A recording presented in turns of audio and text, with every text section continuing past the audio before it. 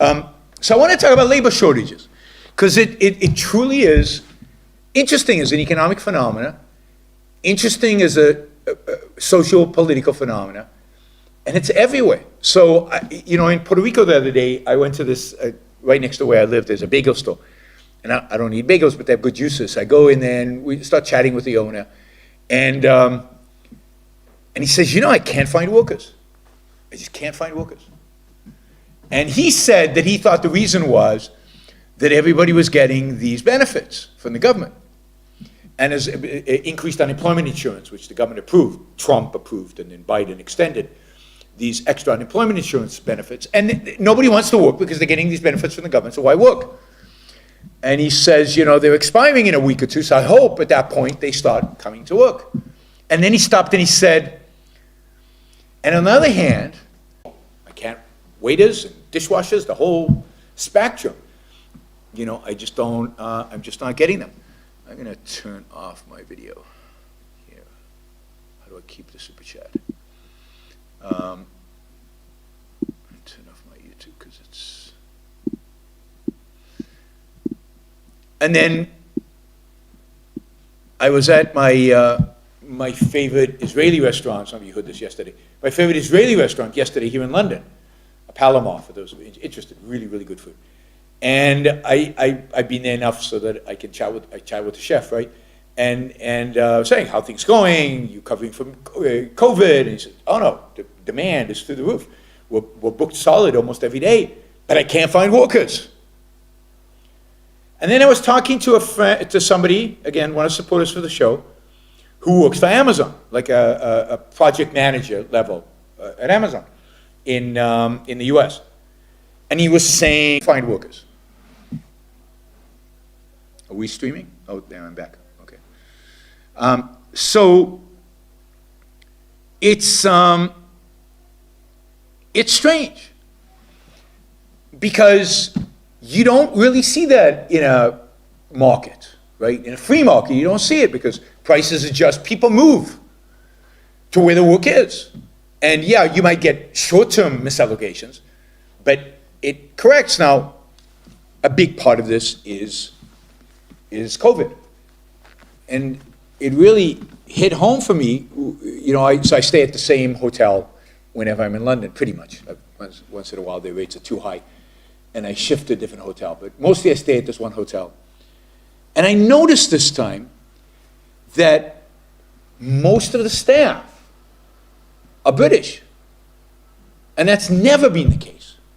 It's always been the case that they've been Europeans, that they've been from Spain or Portugal, and usually either seasonal, like students coming here for 6 months and doing some restaurant or hotel work or stuff like that. But a big chunk of the people working there right now are Brits. And that makes sense. If you're in Europe right now, partially because of Brexit, partially because of COVID, you can't come here. You can't enter the country.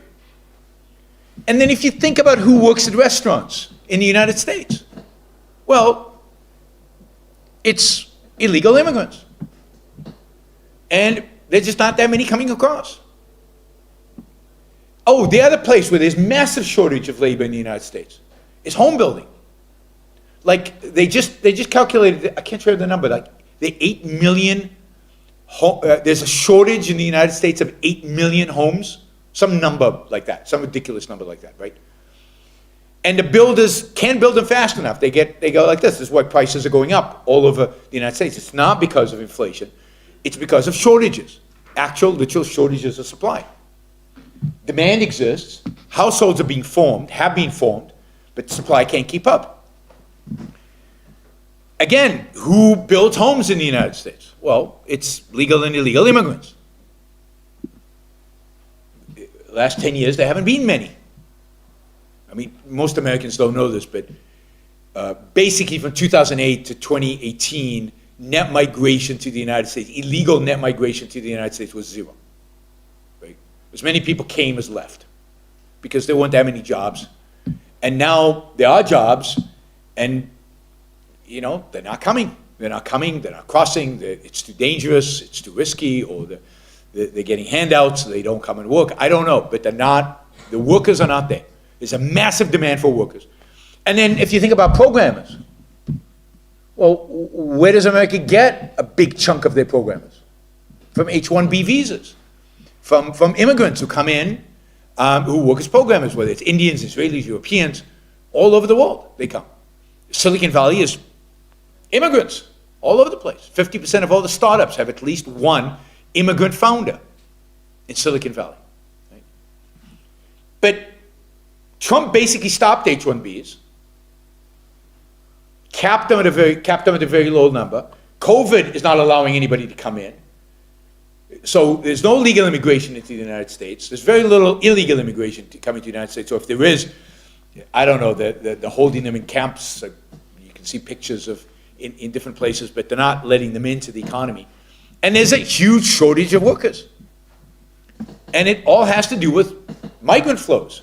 And the same with England. Right? When you were part of Brexit, it was easy for Europe, no, when you were part of Europe, it was easy for Europeans just to cross the border and come and work in England. But now you need a visa, and it's difficult.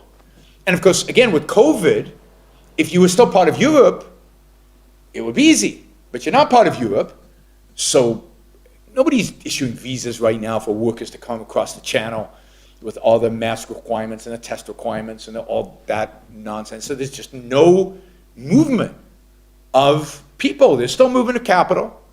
There's still, movement of goods to some extent. Even that, we'll get to in a second, is not really happening.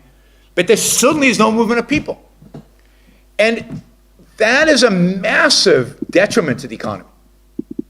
And the economy is growing significantly slower coming out of COVID for a variety of reasons, partially because of central banks and government spending so much money and the debts and all of that, but to a large extent because of a lack of immigration, a lack of mobility, human mobility.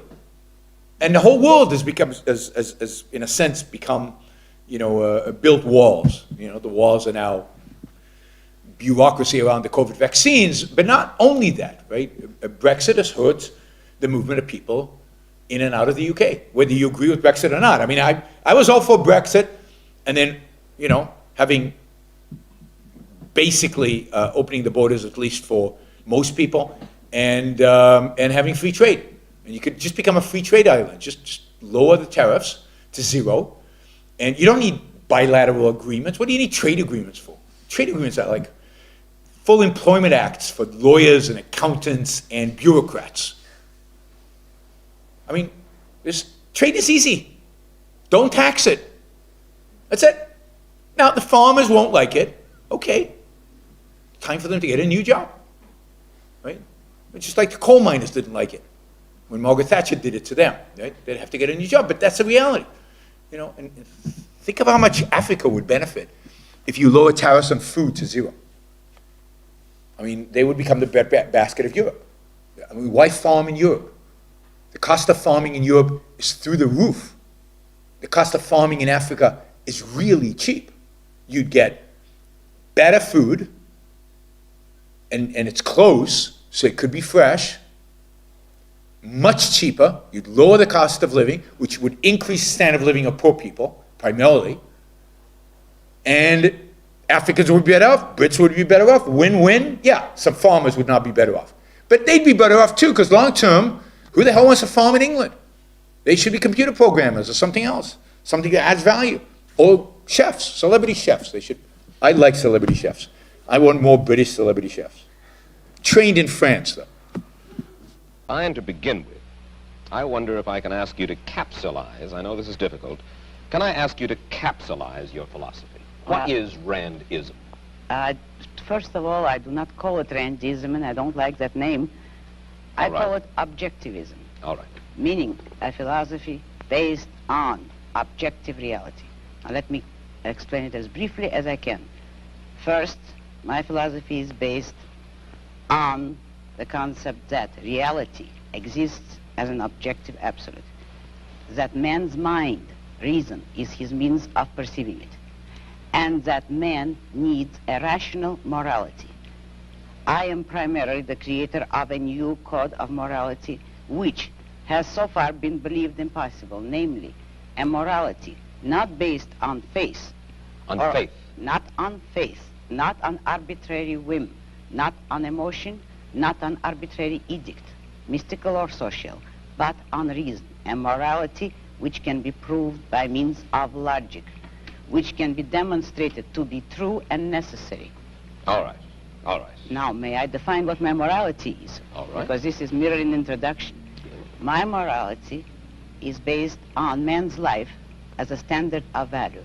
And since man's mind is his basic means of survival, I hold that if man wants to live on earth and to live as a human being, he has to hold reason as an absolute, by which I mean that he has to hold reason as his only guide to action, and that he must live by the independent judgment of his own mind, that his highest moral purpose is the achievement of his own happiness, and that he must not force other people, nor accept their right to force him, that each man must live as an end in himself and follow his own rational self-interest.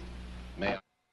All right, before we go on, reminder, please like the show. We've got 163 live listeners right now, 30 likes. That should be at least 100. I figure at least 100 of you actually like the show. Maybe there are like 60 of the Matthews out there who hate it. But at least the people who are liking it, you know, I want to see a thumbs up. There you go.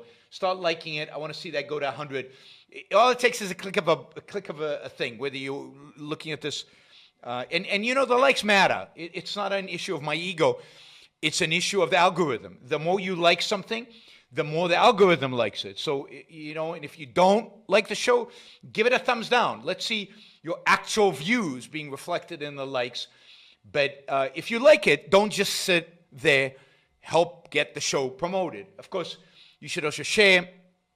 And you can support the show at JeronBrookShow.com/support, or on Patreon or Subscribestar or Locals, and show your support for the work, for the value hopefully you're receiving from this.